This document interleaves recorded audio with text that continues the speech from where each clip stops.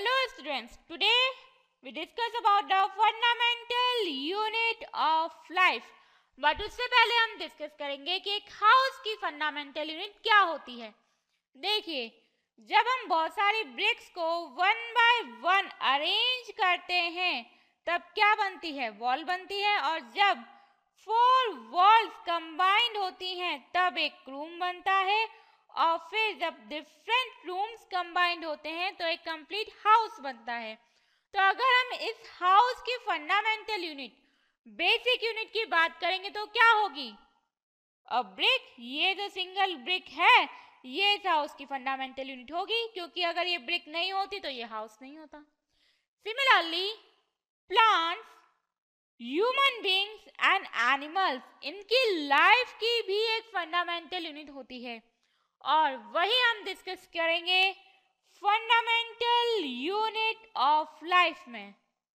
तो चलिए स्टार्ट करते हैं from the discovery of fundamental unit of life.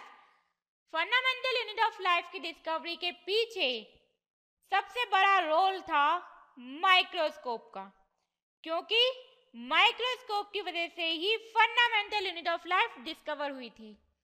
अब देखिए, इन 1665 में एक साइंटिस्ट थे रॉबर्ट हुक।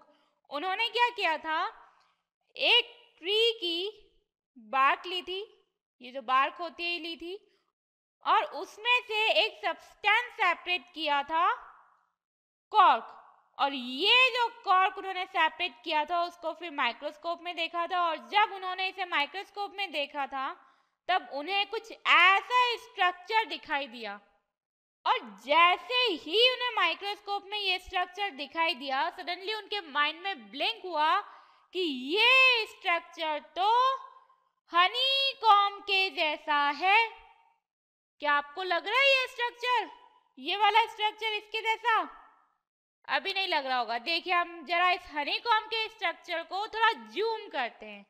ये लीजिए, हमने इसे जूम कर लिया। अब इन दोनों स्ट्रक्चर्स को मैच करिए। देखिए, हमारे पास ये जो स्ट्रक्चर है जिसे रॉबर्ट हुक ने माइक्रोस्कोप में देखा था, इसके अंदर ये स्मॉल स्मॉल बॉक्सेस टाइप्स हैं, ये स्मॉल बॉक्सेस टाइप्स हैं। अब जरा यहाँ पे आइए, ये जो हनीकॉम्ब का स्ट्रक्चर है इसमें देखिए, इसमें भी ये स्मॉल बॉक्सेस टाइप्स हैं। हाँ, है ना, दोनों में है। तो हम भी कह सकते हैं कि ये दोनों स्ट्रक्चर सिमिलर हैं, जैसा रॉबर्ट हुक ने कहा था। और जब ये डिस्कवरी यहाँ तक पहुँच गई, उसके बाद रॉबर्ट हुक ने एक कंक्लूजन दिया, एक नाम दिया और एक बुक लिखी। तो चलिए देखते हैं कि रॉबर्ट हुक ने क्या कंक्लूजन दिया था। Just like honeycomb composed of little compartments, organisms are also composed of small compartments. जैसे ये हनीकॉम्ब स्मॉल कंपार्टमेंट्स का बना होता है, सिमिलरली जितने भी ऑर्गेनिजम्स हैं, including ants, elephants, human beings and tigers, जितने भी लिविंग ऑर्गेनिजम्स हैं, ये भी स्मॉल कंपार्टमेंट्स के बने होते हैं। Okay, just like honeycomb, all organisms are also composed of small compartments. अब देखिए, रॉबर्ट हुक ने इन स्मॉल कंपार्टमेंट्स को एक नाम दिया था, और वो नाम क्या था, सेल। रॉबर्ट हुक ने इन स्मॉल कंपार्टमेंट्स को सेल नाम दिया था। अब आपके माइंड में आ रहा होगा कि ये सेल नाम ही क्यों दिया था, और कुछ भी तो नाम दे सकते थे। देखिए, रॉबर्ट हुक ने सेल नाम इसीलिए दिया था क्योंकि ये जो सेल है ये एक लैटिन टर्म से डिराइव किया गया है, और उसका मीनिंग क्या होता है, स्मॉल कंपार्टमेंट्स। क्या होता है, स्मॉल कंपार्टमेंट्स और स्मॉल रूम्स। तो हम क्या कह सकते हैं यहाँ पे, Robert Hooke named these compartments as cell. अब देखिए, ये जो पूरी डिस्कवरी रॉबर्ट हुक ने की थी, ये पूरी डिस्कवरी उनको खुद को भी इतनी ज़्यादा अच्छी लगी थी, इतनी ज़्यादा अच्छी लगी थी कि उन्होंने इस पूरी डिस्कवरी पे एक बुक लिखी थी और उस बुक का नाम था माइक्रोग्राफिया। क्या नाम था? माइक्रोग्राफिया। तो हम क्या कह सकते हैं यहाँ पे? On this discovery he wrote a book named Micrographia. अब ये जो दोनों पॉइंट्स हैं, ये दोनों पॉइंट्स बहुत ही इंपॉर्टेंट हैं, बिकॉज इन दोनों पॉइंट से 3 क्वेश्चंस, 3 ऑब्जेक्टिव क्वेश्चंस निकलते हैं। और वो क्वेश्चंस कौन कौन से हैं? फर्स्ट, रॉबर्ट हुक ने क्या डिस्कवर किया था? सेल। रॉबर्ट हुक ने क्या नाम दिया था? सेल। रॉबर्ट हुक ने कौन सी बुक लिखी थी? माइक्रोग्राफिया। ओके। जब रॉबर्ट हुक ने सेल की डिस्कवरी कर दी, सेल नाम दे दिया, उसके बाद पूरी दुनिया में हलचल मच गई। जितने भी साइंटिस्ट थे वो सभी रिसर्च में लग गए। उनमें से 3 scientists, mister M J Schleiden, T Schwann and Rudolf Virchow, इन 3 साइंटिस्ट ने अपनी रिसर्च कंप्लीट की और 3 कंसेप्ट दिए। क्या दिए? 3 कंसेप्ट दिए। और उन्हीं 3 कंसेप्ट को हम डिस्कस करते हैं सेल थ्योरी में। तो चलिए स्टार्ट करते हैं। Cell theory states that, first point, all living organisms are composed of cells। जितने भी लिविंग ऑर्गेनिजम्स हैं, including plants, animals and human beings, ये सभी सेल्स से ही बनते हैं। All living organisms are composed of cells। Next point है, cell is the fundamental unit of life. Cell हमारी लाइफ की बेसिक यूनिट है। Now the third point, all new cells comes from pre existing cells. जो pre existing cells हैं, means जो cells पहले से exist कर रही हैं, उन्हीं में से न्यू सेल्स फॉर्म होती हैं, उन्हीं में से न्यू सेल्स आती हैं। ओके। फॉर एग्जाम्पल, सपोज कीजिए ये एक छोटा बेबी है। ये कहाँ से आया है? इसके मम्मी पापा से। और इसके मम्मी पापा कहाँ से आए हैं? उनके मम्मी पापा से। तो इनके मम्मी पापा थे इसलिए ये आए हैं, और ये थे इसलिए ये छोटा बेबी आया है। मतलब क्या है? जो पहले से एग्जिस्ट कर रहे हैं उन्हीं से न्यू जनरेशन आती है। सिमिलरली जो सेल्स पहले से एग्जिस्ट कर रहे हैं उन्हीं से न्यू सेल्स आती हैं। नाउ अब हम सेल को डिटेल में डिस्कस करेंगे, बट उससे पहले हम यहाँ पे सेल से रिलेटेड कुछ इंपॉर्टेंट पॉइंट्स देखेंगे। अभी तक हमने सेल से रिलेटेड क्या देखा है? Cell discovery and cell theory. और इन दोनों में ही हमने देखा है कि जितने भी लिविंग ऑर्गेनिजम्स होते हैं, including human beings, animals and plants, ये सभी किससे बनते हैं? इन स्मॉल स्मॉल बॉक्सेस से, जिन्हें रॉबर्ट हुक ने क्या नाम दिया था? सेल। जितने भी लिविंग ऑर्गेनिजम्स होते हैं ये सेल्स से बनते हैं। जब बहुत सारी सेल्स कंबाइंड होती हैं तब एक स्ट्रक्चर बनाती हैं, एक कंप्लीट ऑर्गेनिज्म बनाती हैं। तो जब तक सेल प्रेजेंट नहीं होगी, जब तक एक सिंगल सेल प्रेजेंट नहीं होगी, तब तक एक ऑर्गेनिज्म नहीं बनेगा। क्योंकि एक single cell 2 new cells form करती है, and these 2 new cells further new cells form करती हैं। और इस तरह से एक सिंगल सेल से भी बहुत सारी सेल्स फॉर्म होती हैं।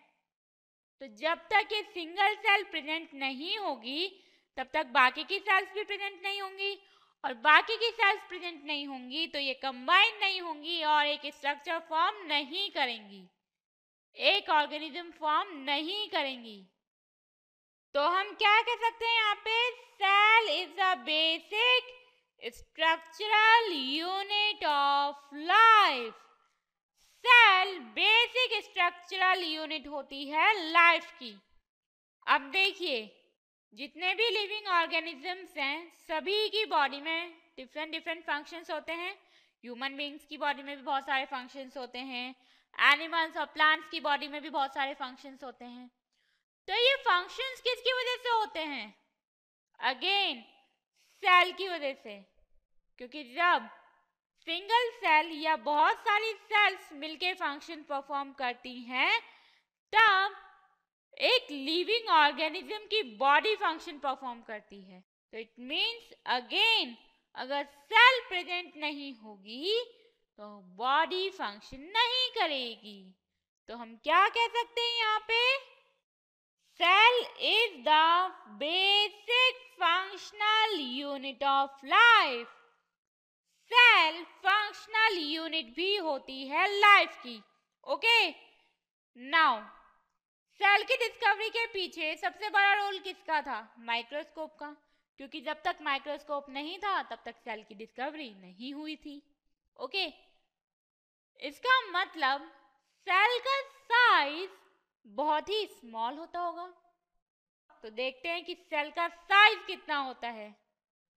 The size of cell is about 1 to 100 micrometer. Micrometer में सेल का साइज होता है और वो भी 1 to 100 माइक्रोमीटर के बीच में। और ये साइज तो बहुत ही ज्यादा स्मॉल होता है। इसे हम नेकेड आई से तो ऑब्जर्व कर ही नहीं सकते। नाउ हमने अभी देखा था कि जब बहुत सारी सेल्स कंबाइंड होती हैं तब एक स्ट्रक्चर बनाती हैं, एक लिविंग ऑर्गेनिज्म बनाती हैं। या हम यूं कहें कि जब बहुत सारी सेल्स कंबाइंड होती हैं ब्रिक्स की तरह, तब जैसे ब्रिक्स से एक बिल्डिंग बनती है वैसे ही सेल्स जब कंबाइंड होती हैं तो एक ऑर्गेनिज्म की बिल्डिंग बनती है। इसीलिए सेल को एक और नाम दिया गया है और वो नाम क्या है? वो नाम है building blocks of life. Cell को बिल्डिंग ब्लॉक्स ऑफ लाइफ भी कहते हैं। अब हम डिस्कस करेंगे types of cells. True nucleus के प्रेजेंस और एब्सेंस के बेसिस पे हम सेल्स को 2 टाइप्स में डिवाइड करते हैं, प्रोकैरियोटिक एंड यूकैरियोटिक। इन दोनों टर्म्स को आप मेरे साथ 2 बार रिपीट कीजिए, प्रोकैरियोटिक, यूकैरियोटिक, प्रोकैरियोटिक, यूकैरियोटिक। अब आप सोच रहे होंगे कि मैंने ऐसा करने के लिए क्यों कहा। देखिए, जब आपने इन दोनों टर्म्स को मेरे साथ रिपीट किया होगा तब आपने नोटिस किया होगा कि इन दोनों टर्म्स में कैरियोटिक सेम है। डिफरेंस कहाँ पे है? यहाँ पे प्रो है और यहाँ पे यू है।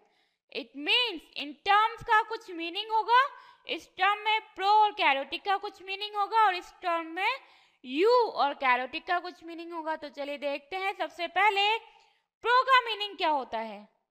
Pro means primitive. Okay, now you का क्या मीनिंग होता है? You means true. तो प्रो और यू का मीनिंग हमें पता चल गया। अब हम देखते हैं कैरियोटिक का क्या मीनिंग होता है। कैरियोटिक का मीनिंग होता है न्यूक्लियस। यहाँ पे भी कैरियोटिक का सेम मीनिंग होता है न्यूक्लियस। तो अब यहाँ पे जो लिखा है उसे ध्यान से देखिए। प्रोकैरियोटिक में प्रिमिटिव न्यूक्लियस प्रेजेंट होता है और यूकैरियोटिक में ट्रू न्यूक्लियस प्रेजेंट होता है। इसका मतलब ये जो प्रिमिटिव न्यूक्लियस है ये ट्रू न्यूक्लियस नहीं होता। इट मीन्स प्रोकैरियोटिक सेल्स में ट्रू न्यूक्लियस एब्सेंट होता है और यूकैरियोटिक सेल्स में ट्रू न्यूक्लियस प्रेजेंट होता है। बट ट्रू न्यूक्लियस और प्रिमिटिव न्यूक्लियस में क्या डिफरेंस है? देखिए, जो ट्रू न्यूक्लियस होता है उसमें न्यूक्लियस के चारों तरफ एक मेम्ब्रेन होती है, एक मेम्ब्रेन बाउंड स्ट्रक्चर होता है true nucleus. But primitive nucleus में कोई भी मेम्ब्रेन प्रेजेंट नहीं होती है, इसलिए हम उसे ट्रू न्यूक्लियस नहीं कहते। अगर nucleus without any membrane present है, न्यूक्लियस के चारों तरफ कोई मेम्ब्रेन नहीं है, तो उसे हम ट्रू न्यूक्लियस नहीं कहते, वो प्रिमिटिव न्यूक्लियस है। ओके, तो क्या देखा हमने यहाँ पे ओवरऑल? ट्रू न्यूक्लियस के प्रेजेंस और एब्सेंस के बेसिस पे सेल्स टू टाइप्स की होती हैं, prokaryotic and eukaryotic. Prokaryotic cells में ट्रू न्यूक्लियस एब्सेंट होता है और यूकैरियोटिक सेल्स में ट्रू न्यूक्लियस प्रेजेंट होता है। अब हम इन दोनों सेल्स के स्ट्रक्चर को वन बाय वन डिस्कस करेंगे।